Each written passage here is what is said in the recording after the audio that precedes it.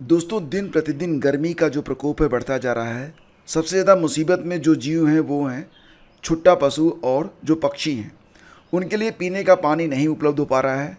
गांव हो या फिर शहर हो, पहले की तरह न तो अब तालाब बचे हैं और न ही कहीं पर साफ़ पानी का कोई स्रोत है, न ही नहरें हैं, न ही कहीं पर ऐसे नाले हैं जहाँ पर वो अपनी प्यास बुझा सकें।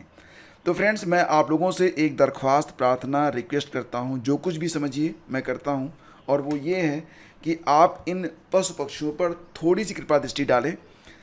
आपके आसपास अगर कोई नाद हो, कोई गड्ढा हो, अगर आपके पास पानी है तो प्लीज़ उसमें भर दें। अपने छत पर थोड़ा सा पानी ज़रूर रखें ताकि कुछ पक्षी आकर उसे पी सकें। और फ्रेंड्स, ये जो छुट्टा पशु है ना, ये भी कभी घरेलू पशु हुआ करते थे, लेकिन वर्तमान हालात में अब इन्हें अलाभकारी बताते हुए सड़कों पर छुट्टा छोड़ दिया जाता है। ये पशु जो कि घर में रहे हुए हैं अब बेघर हैं, उनको समझ में ये नहीं आता है कि जाएं तो कहाँ जाएं। तो उनके लिए सबसे बड़ी समस्या जो बन रही है वो यही है कि वो पिएँ तो क्या पिएँ। पानी उनके लिए उपलब्ध नहीं है। और जो पानी दिखाई देता है वो आपको पता ही सीवेज का पानी है, उसमें न जाने कितनी जहरीली गैसें और केमिकल घुले हुए हैं। उसको पीकर उनकी मृत्यु निश्चित है। तो आप लोग थोड़ा सा इस बात पर फोकस करें, ध्यान दें कि अगर आप इन निरीह जानवरों पर मदद करेंगे, उनकी उनकी प्यास बुझा देंगे। अगर आपके पास घर में सब्जी वगैरह आती है तो उसके जो छिलके होते हैं उनको साफ़ एक पॉलीथीन में रख कर कहीं बाहर रख दीजिए और कुछ मदद कर दीजिए। और बस यही कहना चाहूँगा कि इससे आपकी भी मदद होगी, क्योंकि ये प्रकृति एक दूसरे पर निर्भर होती है। जब तक हम दूसरों की मदद नहीं करेंगे तब तक प्रकृति हमारी भी मदद नहीं करेगी।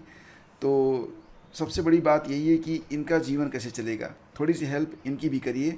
चलिए दोस्तों, शुरू करते हैं आज के दैनिक रोजगार समाचार। सबसे पहली खबर जो निकल के सामने आ रही है वो भी बस यही है कि गर्मी से 28 मतदान कर्मी मरे, यानी कि मतदान की जो प्रक्रिया चल रही है उसमें बहुत सारे लोग इस भीषण लू और गर्मी को बर्दाश्त नहीं कर पा रहे हैं। तमाम लोग मर रहे हैं और तेज़ धूप और लू मतदान ड्यूटी में लगे कर्मचारियों के लिए बन गई है आफत। झारखंड में गर्मी से 28 लोगों की जान गई है। अब फिलहाल जो बिजली है उसकी कटौती ना हो और बिजली की आपूर्ति होती रहे, इसके लिए मुख्यमंत्री योगी आदित्यनाथ ने मोर्चा संभाला है। और निश्चित रूप से फ्रेंड्स, बिजली के हालात काफ़ी सुधरे हैं और मैं देख रहा हूँ कि बिजली की आपूर्ति लगभग की जा रही है। और अगर इस भीषण गर्मी में अगर बिजली ही ना आए तो समझ लीजिए तो आधे लोग तो यूं ही मर जाएंगे। फिलहाल खबर यूपी से भी है, बिहार से भी है कि बिहार में लू से 12 मतदान कर्मियों ने दम तोड़ा।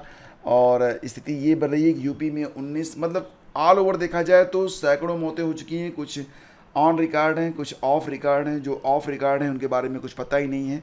लेकिन मैं आप लोगों से बस यही कहना चाहूँगा कि खुद भी गर्मी से बचें, लोगों को आगाह करें।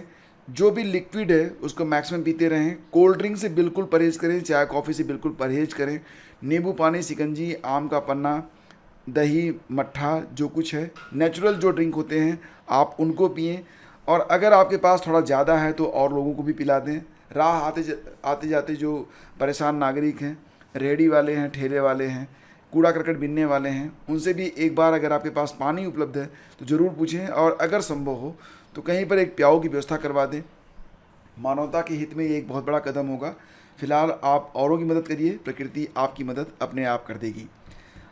तो फ्रेंड्स, छात्र के अंगूठा लगाने पर ही आगे बढ़ेगा छात्रवृत्ति का फार्म। तो घपले रोकने के लिए बदलाव, चालू सत्र से लागू होगी नई व्यवस्था। तो जैसा कि आप जानते हैं कि यूपी छात्रवृत्ति स्कीम के अंतर्गत ऐसे छात्र जिनकी परिवार की जो सालाना आय होती है वो एक सीमा से, जैसे कि SC/ST छात्रों के लिए 2.5 लाख रुपए और अन्य वर्गों के लिए 2 लाख रुपए सालाना आमदनी होने पर उनको इस योजना का लाभ मिलता है। हर साल लगभग 50 लाख से ज़्यादा छात्र लाभ पाते हैं। तो ऐसी भी जानकारी मिल रही है कि आवेदन करते समय जो OTP होती है उसको मंगाकर फॉर्म फॉरवर्ड कर दिया जाता है, इसके बाद पैसे उनके खाते में पहुंच जाते हैं। लेकिन अब ऐसा है कि छात्रों को संस्थान आकर बायोमेट्रिक वेरिफिकेशन कराना ही पड़ेगा, उसके बगैर आपका जो फार्म होगा वो जो है फॉरवर्ड नहीं होगा। तो मतलब एक तरीके से अब यहाँ पर खुद आपको पहुँचकर अपना बायोमेट्रिक करवाना कंपलसरी कर दिया गया है। ऐसे ये एक अच्छी पहल है, लेकिन जानते हैं वही बात होती है कि बेईमानी करने वाले तो बेईमानी कर ही लेते हैं। किसी दिन बुला लेंगे उनको, ठीक है, लेकिन फ़िलहाल ये एक अच्छी पहल है। आगे बढ़ते हैं। फुटेज में पेपर लीक कराने वाला हिस्सा ही हुआ गायब। तो अभी भी RO की जांच प्रक्रिया में बहुत सारे तथ्य रोज़ खुल के सामने आ रहे हैं। अब जो नई चीज़ सामने आई वो ये है कि प्रयागराज में जो बिशप जॉनसन गर्ल्स स्कूल था जिसमें पेपर लीक हुआ था, तो उसमें जो CCTV फुटेज देखा जा रहा है, तो 11 फरवरी यानी कि परीक्षा देने वाला जो CCTV फुटेज है जब उसको चेक किया गया, तो इसमें स्कूल के उस दिन की अन्य गतिविधियों की रिकॉर्डिंग है, लेकिन स्ट्रांग रूम में ले जाने से पहले पेपर स्कूल के एक अन्य कमरे में ले जाने के सीन वाला हिस्सा गायब है। मतलब उसको डिलीट कर दिया गया कि नहीं आया पता नहीं।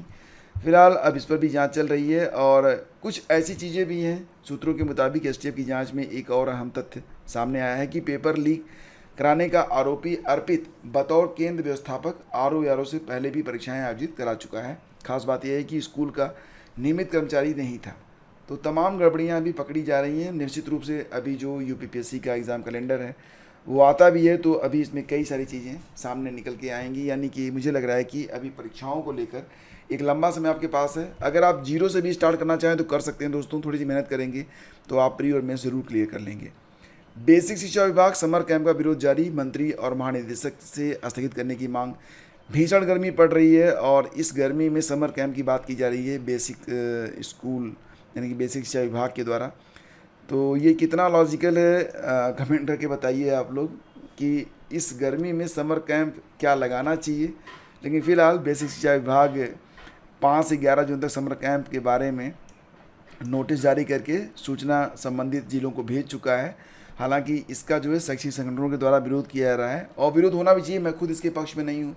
इतनी गर्मी में कौन शिक्षक या कौन एस्पिरेंट है, कौन ऐसा विद्यार्थी है जो कि इस भीषण गर्मी में जाके समर कैंप का आनंद उठाएगा, और वो भी तब जबकि स्कूलों में ना तो मतलब जो होता है ना कि वहाँ पर कौन सा कूलर लगा हुआ है कि 200 बच्चे जो है कूलर में रहेंगे।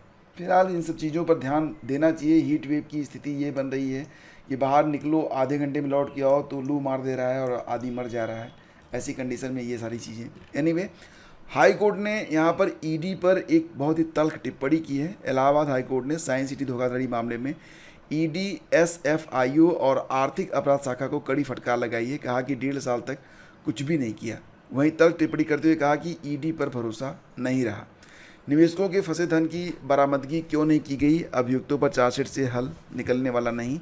मुख्य आरोपी एजेंसियों की पकड़ से दूर हैं। बैंकों के जरिए 147 खातों में लेन देन के बावजूद उनकी जांच नहीं की गई और भी कई सारी चीज़ें हैं। कोर्ट ने ED डायरेक्टर से पूछा कि विवेचना अप टू मार्क क्यों नहीं है, कई सारे सवाल।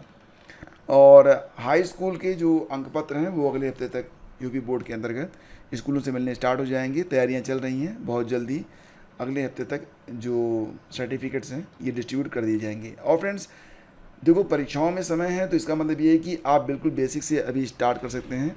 तो आप एक काम करिए कि आप अभी से जो करंट अफेयर है इसको पढ़ना शुरू करिए। ये आपके लिए बहुत ही इंपॉर्टेंट है। तो मई माह का जो करंट अफेयर है ये आ चुका है और जैसा कि सुनाई दे रहा है कि परीक्षा जो आपकी RO की, UPPCS की और अन्य परीक्षाएं हैं ये लगभग अक्टूबर से स्टार्ट होंगी। तो 4 महीने तो आप कायदे से पढ़ लीजिए। ये PDF लेकर अगर आप पढ़ लेंगे, हफ्ते में एक बार भी पढ़ते हैं, मात्र 27 पेज की PDF है और इसको 25 पेज में आप कन्वर्ट कर सकते हैं। और अगर आप नोट्स बना लेंगे तो मात्र 3-4 पन्ने में ही आपका नोट्स बन जाएगा। तो आपको यही कहना चाहूँगा कि आप अपना जो तैयारी है इसको बहुत ही बेसिक लेवल से स्टार्ट करें। देखो फ्रेंड्स, ये जो मैं PDF आप लोगों को देता हूँ इसमें बहुत सारी चीज़ें आपको बहुत ही शानदार मिलती हैं। लाइक मैं एक क्वेश्चन आपको दिखाता हूँ। जैसे कि प्रश्न ये है कि हाल ही में प्रतिभूति अपीली न्यायाधिकरण के पीठासीन अधिकारी के रूप में किसे नियुक्त किया गया, तो इसका उत्तर है जस्टिस दिनेश कुमार। किसका स्थान लिया, तरुण अग्रवाल का। इसके बाद अगर आप देखेंगे ये है, थोड़ा सा इसमें डिटेल भी दे दिया गया है कि इसकी स्थापना कब होती है और सैट के फैसले को सिर्फ सुप्रीम कोर्ट में ही चैलेंज किया जा सकता है। सैट का एकमात्र बेंच मुंबई में है। तो ऐसे जो तथ्य होते हैं एग्ज़ाम में आपने देखा होगा, निम्नलिखित में से कौन सा सत्य है कौन सा असत्य है, ऐसे करके पूछ लिया जाता है। तो सारी चीज़ें इसमें रखी गई हैं। आप BWF विश्व जूनियर बैडमिंटन चैंपियनशिप के लिए ये क्वेश्चन देखिए कि 2025 का आयोजन कहाँ पर होगा, तो उत्तर है गुवाहाटी। BWF क्या है ये बता दिया गया है। इसके अलावा आप देखेंगे तो पूरी डिटेल्स आपको मिल जाती है। स्टैटिक GK का भी पार्ट इसमें डाला गया है। भारतीय संविधान का कौन सा अनुच्छेद किसी राज्य का नाम बदलने की प्रक्रिया से संबंधित है, तो ये है अनुच्छेद 3। और तो अगर आप इसे पढ़ते हैं तो आप, ऐसा नहीं है, अगर आपको जैसे कि आप यहाँ पर क्वेश्चन देखिए, भारत की जो महत्वपूर्ण पनडुब्बियाँ हैं प्रोजेक्ट 75 के अंतर्गत कौन कौन सी पनडुब्बियाँ बन रही हैं, तो 6 पनडुब्बियाँ बन रही हैं, उनके नाम दे दिए गए हैं। इसके बाद एक प्रोजेक्ट और भी है, प्रोजेक्ट 15 भी।